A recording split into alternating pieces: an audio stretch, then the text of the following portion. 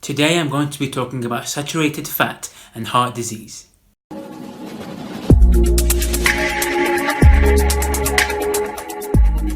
This is quite an important topic.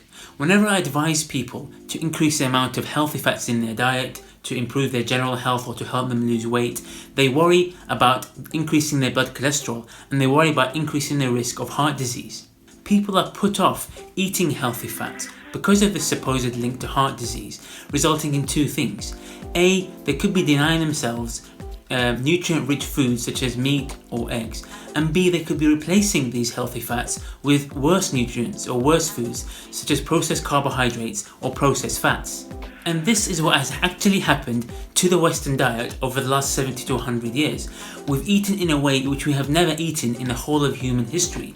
We've shifted from eating healthy, unprocessed fats to processed carbohydrates and processed hydrogenated fats.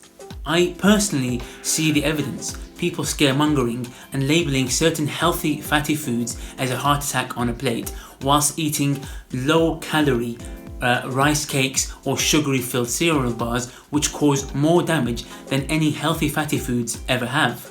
I wanted to clarify some of the evidence and misconception, both as a medical doctor but also as a medical researcher and someone who's carried out a PhD. The terms saturated, monounsaturated or polyunsaturated fatty acids refer to the structure of the fatty acids that make up the fat. Very few foods are composed of a single type. Most fatty foods or foods that contain fat will contain all three.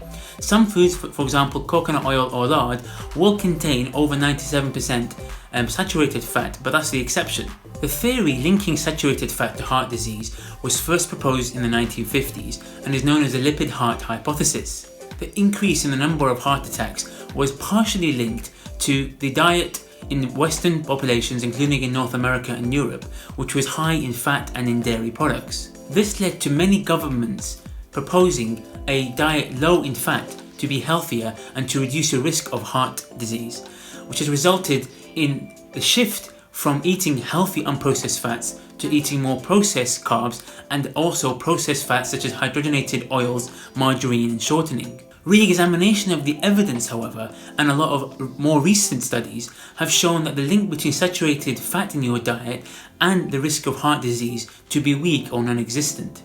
Before we have a look at some of this evidence, we need to step back and ask an important question. What makes a food a good food and one that you should include in your diet? My answer to this question would be a food that provides your body with the nutrients it needs to carry out its normal activities, a food that you enjoy, and a food that provides you with minimal harm. Now, as I mentioned, saturated fat does not exist on its own in most foods. It exists with other types of fats as well as protein, fibre and sometimes carbs. So the question is, when you look at the evidence, do foods that are high in saturated fat meet this criteria of being nutritious as well as doing minimal harm? Well, first of all, are foods that are high in saturated fat beneficial to the body? Do they provide you with nutrition? Well, the answer to that is obviously yes.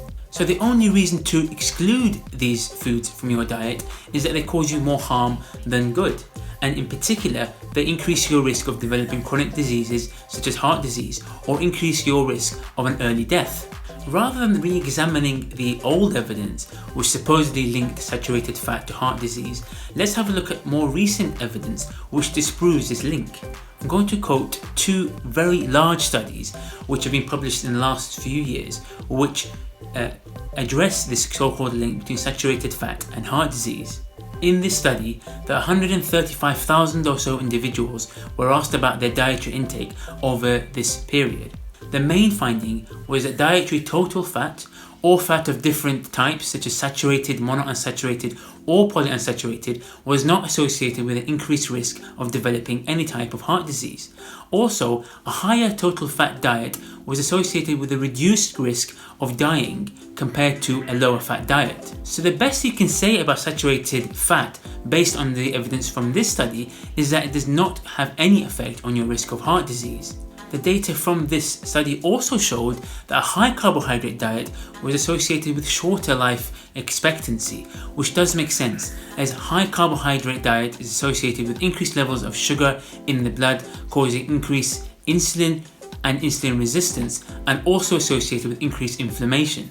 I'm a big fan of carbohydrate management and believe that a low carbohydrate diet is better for optimal weight and optimal health. And that's partly because when you increase your carbohydrates in your diet, you increase the level of sugar in your bloodstream, which stimulates fat storing hormones such as insulin, and also increases the level of inflammation in your body, which can lead to certain chronic diseases. But for now, let's concentrate on saturated fat and look at the other study, which again disproves this link between saturated fat and heart disease. The kind of studies that were studied in this meta-analysis included ones where dietary intake was recorded, or where fatty acid supplementation was included in the study, or where they measured fatty acid biomarkers in the blood. Again, after analysing all this data together, there was no proven link between any kind of fat, saturated, monounsaturated or polyunsaturated fat that is found in natural foods, and an increased risk of heart disease.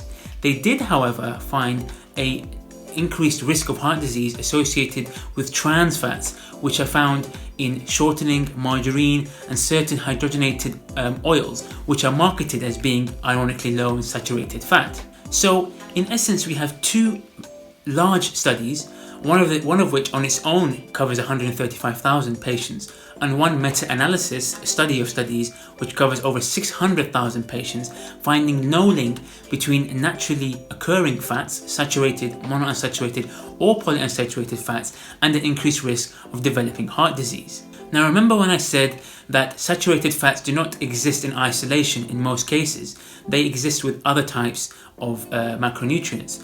So for example, red meat and butter are high in saturated fat, but also include protein and other micronutrients. So I've also provided links for two studies in the description below, which again show evidence that there's no link between these high saturated fat foods and the risk of developing heart disease. Putting all of this together, why would you want to avoid foods that are nutritious, are tasty, and will fill you up, and do not cause you any kind of harm when eaten in the right quantities? And I mean in conjunction with foods involving other sources of protein and also non-starchy vegetables, which probably should make up the bulk of your plate. So the final message is this: concentrate on including whole unprocessed foods in your diet, ones that are high in good fats, ones that contain protein, and plenty of non-starchy vegetables. Remember to check the links below for some of the studies I mentioned in this video, and you can also grab a free copy of my Fat Loss Starter ebook, where I talk about how I incorporate fat in my diet. Don't forget, you can check the links to some of the studies that I mentioned in this video in the description below, and you can also get access to a free copy of my Fat Loss Starter ebook, where I talk about how I incorporate fat in my diet. Thanks for watching.